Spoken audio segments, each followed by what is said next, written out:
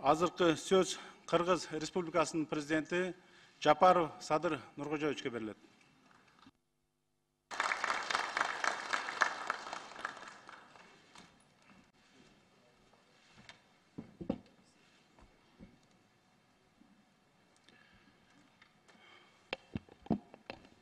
Саламатсыздарбы, урматтуу депутаттар, ардактуу эл өкүлдөрү.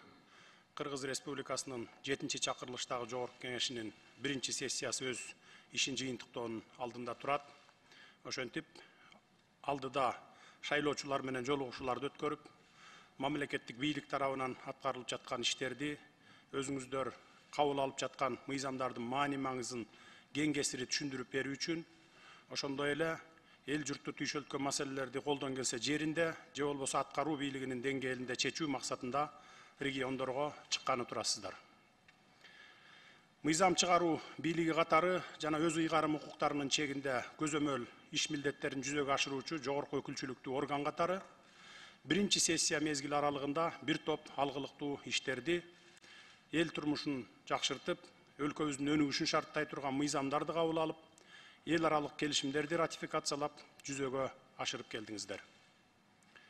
Эл шайлаган, элдин атынан келген эл өкүлдөрү катары өлкөбүздүн булуң бурчундагы шайлоочулардын койгон маселелерин, көйгөй жараткан жагдайларын аткаруу бийлигинин астына коюп, алардын мыйзам алкагында чечилишин талап кылып келе жатасыздар.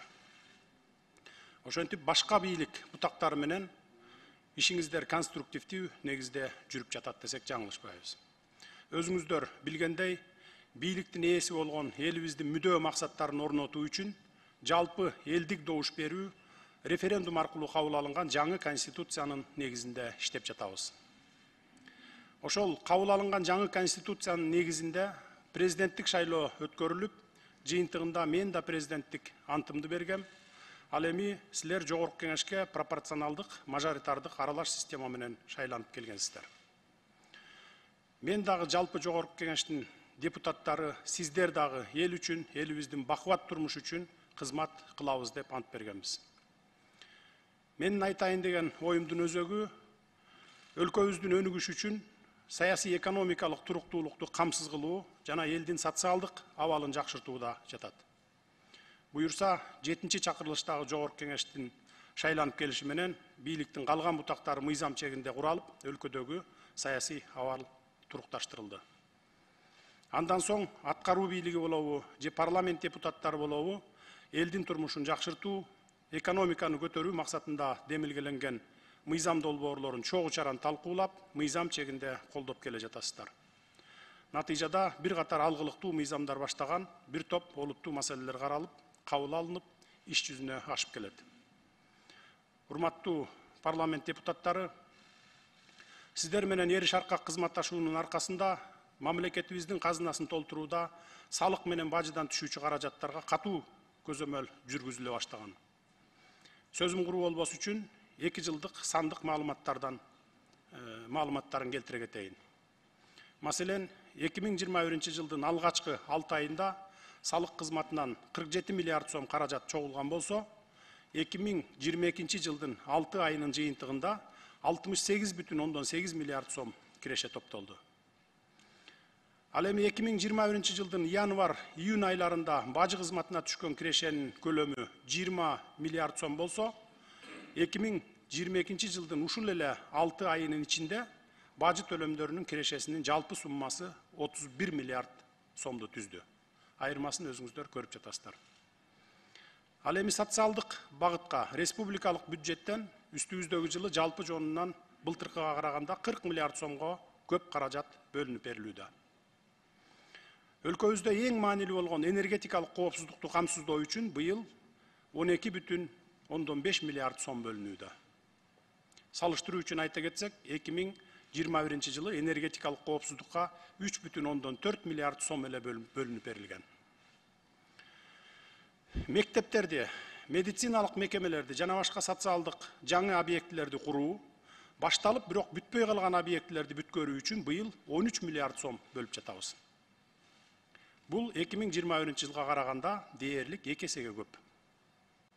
Эми урматтуу эл өкүлдөрү, калган сандык маалыматтарга токтолбой эле коеюн. Жакынкы күндөрдө аткаруу бийлигинин башчысы катары өзүм төрагалык кылып өкмөттүн жыйынын өткөрөм.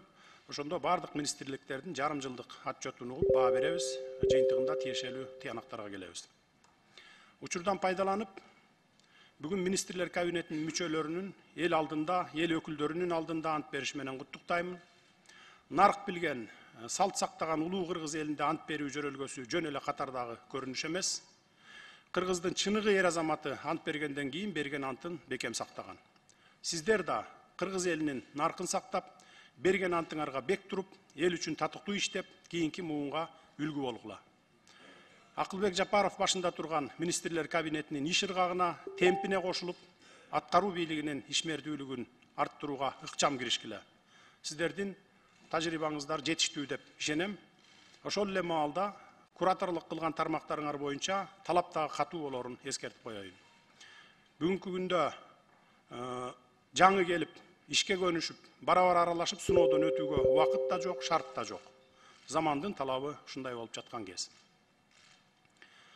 Урматтуу депутаттар, биз сиздер менен биргеликте салык чогултуу, бажы төлөмдөрүнөн кирешелерди көбөйтүү менен отуруп калбастан, кумтөр маселесин жолго коюп, мыйзамдаштырып, жалпы бюджетибизге кошумча киреше булагын пайда кылдык. Анын негизинде коомчулуктагы эң негизги 3 кесиптин ээлеринин, мугалимдерибиз, дарыгерлерибиз жана маданий кызматкерлерибиздин айлык акыларын эселеп көтөрүүгө жетиштик. Буга чейин да айттым элем, эми дагы баса белгилеп кетейин. Калган тармактагы бардык кызматкерлердин эмгек акыларын Кудай буюрса, алдыдагы 1-августтан тарта көтөрөбүз деген конкреттүү пландарыбыз бар. Кудай буюрса, бардык тармактардагы мамлекеттик кызматкерлердин айлыктарын 1-августтан баштап көтөрөбүз, мугалимдердикиндей кылып. Ири долбоорлордун бири Камбар-Ата 1 кесин курууну колго алып жатабыз. Кытай, Кыргызстан, Өзбекстан темир жолун эмдиги жылы баштайбыз деген жакшы ниет менен биринчи кадамдарыбызды жасадык. Бул ири долбоорлор жүзөгө ашып кетсе, кумтөр сыяктуу эле ири киреше булактары пайда болот. Мына ошондо калайык калк, сиздердин шайлоочуларыңыздар байма-бай коюп келе жаткан социалдык экономикалык көйгөйлөрдү четинен чече баштайбыз. Кыргызстан демократиялык өлкө экендигин байма-бай айтып келебиз. Элибиздин менталитетинде, канында демократия элементтери болгондуктан, баш мыйзамыбыздын биринчи беренесинде дагы Кыргызстан демократиялык өлкө деп белгиленгени жөн жерден эмес. Өлкөбүздө ар бир жаран эркин ой жүгүртүүгө, ой пикирин ачык айтууга укуктуу.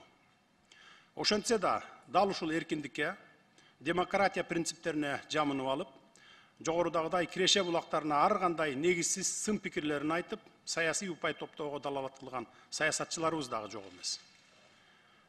Демократия шартында албетте атаандаш пикирлердин болушу зарыл, ал тургай ошондой болушу керек. Эл өкүлдөрүнүн тарапташтарынын койгон маселе талаптары көчөдө сүйлөнбөй, парламенттин ичинде адистердин катышуусунда талкууланып, жыйынтык чыгарылып жаткандыктын өзү эле өлкөбүздүн туура багытта, түз жолдо бараткандыгынын белгиси деп айтар элем. Дүйнө агымы өтө тездик менен өнүгүп жаткан маалда биз саясий талаш тартыштардын, саясий интригалардын ордуна ошол дүйнөлүк өнүгүүдөн артта калбай, чогуу өнүгүүгө багыт алышыбыз зарыл экенин эсибизден чыгарбайлы.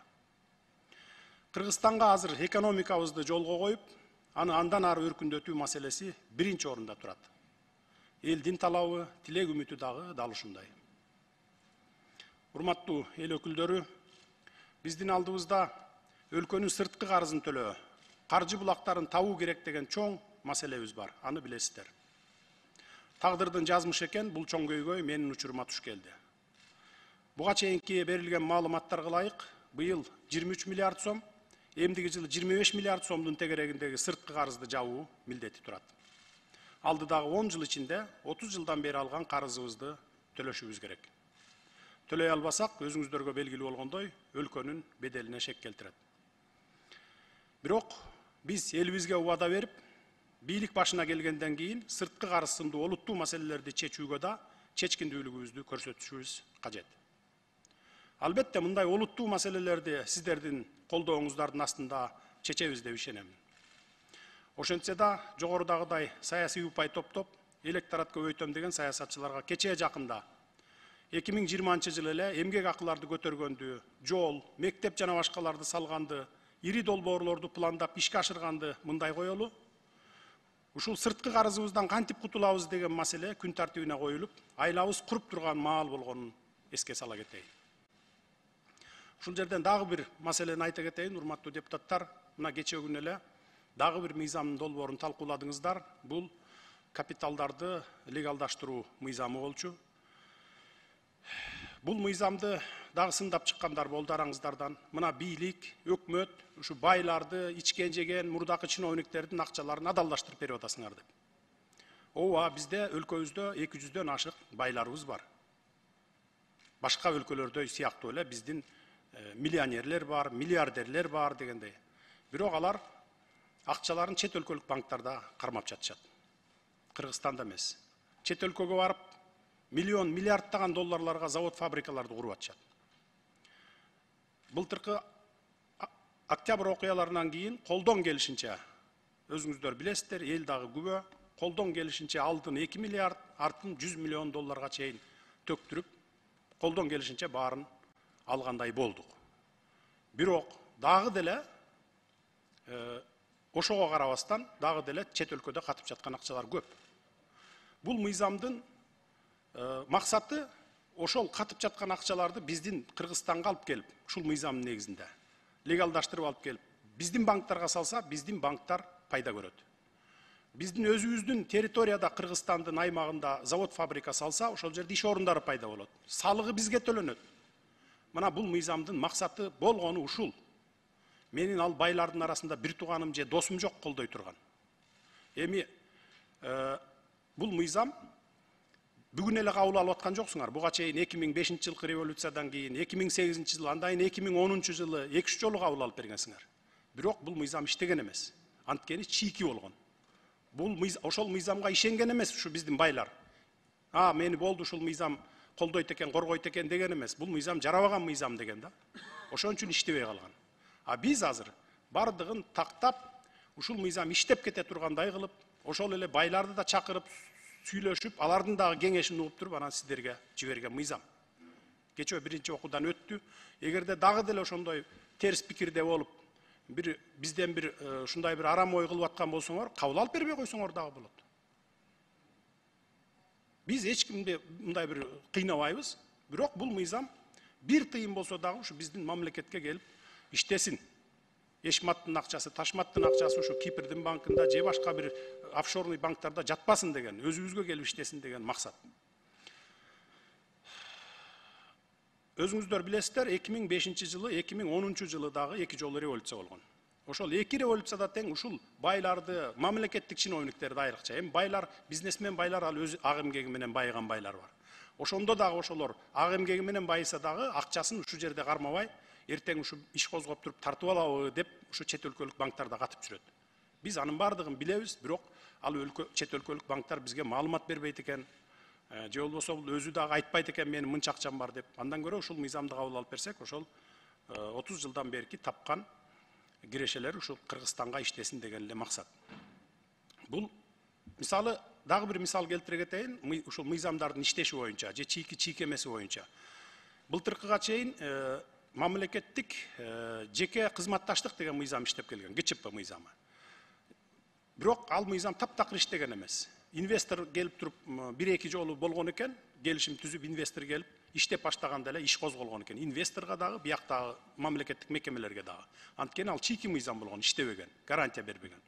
Былтыр мен Алмамбет Шыкмаматовду башына коюп туруп ушул мыйзамды иштегидей кылып туруп жасайлы деп, бардыгын зыңкыйтып жасап, мына бүгүн ошол мыйзам иштеп атат. Ондогон ири инвесторлор келип ушу ГЧПнын негизинде бүгүн иш баштап атышат. ГЭСтерди салып атат, завод, фабрикаларды куруп атышат. Мына, то есть мыйзам иштеп атат да. Анан ошон үчүн бул мыйзамдагы эртең иштеп кетсе, кечеүнкү мыйзамдагы бул мага эмес, бүтүндөй өкмөткө эмес, депутаттарга да эмес, бүтүндөй элге пайдалуу мыйзам болмок да.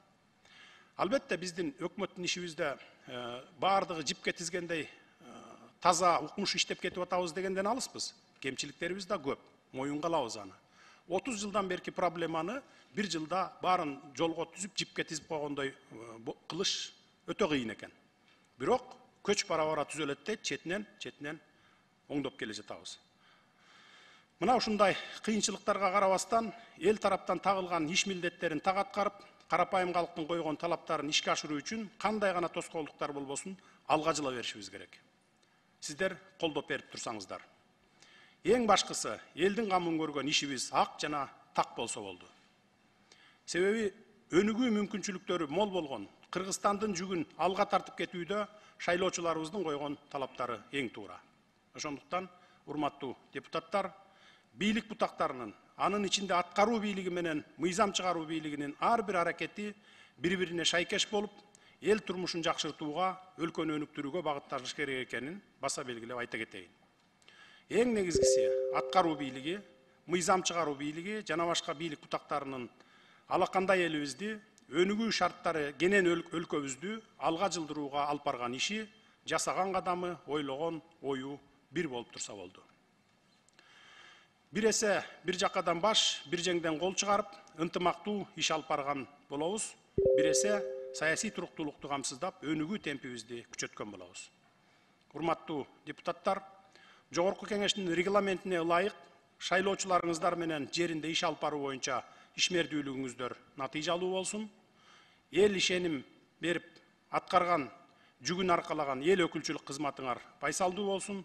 Ишиңиздерде ийгиликтерди каалаймын. Жакшы эс алып келиңиздер, эл менен жакшы жолугуп келиңиздер. Рахмат көңүл бурганыңыздарга.